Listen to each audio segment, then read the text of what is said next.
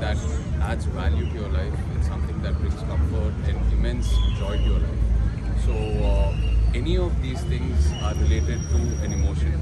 If there's no emotional connect, then you don't relate to anything in life. So I think emotion is a very, very pivotal role in anything to do with luxury. How do you plan to bring together the art, craft and vision from the previous phases into a unified creation?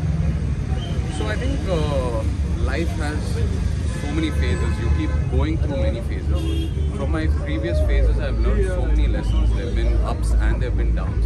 I feel every up teaches you something and every down teaches you something more. So I think if you learn to sort of put it all together, cut what's not needed and just take what's needed, it'll help you keep progressing and take you forward. What emotional journey do you hope your creation today will take the audience on? For me, when there's an audience, my goal is always to get them immersed in whatever I'm doing. So yeah, I want to take them through an immersive journey, and for those moments when they're in front of me and when I'm in front of them, I want them to forget everything and just be in that moment. Thank you. Thank you so much. To an ordinary to an unforgettable thing. Thank you so much. This alchemy, as in you talk As in the emotions and the whole thing, sure. alchemy, Yeah. as in Yeah, sure.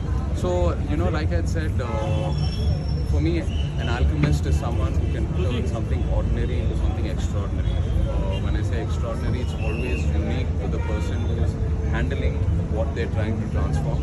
So, with me as an artist, I'd always like to bring in my own unique thought process and point of view into what that is unique to me and something that will be remembered by the audience always.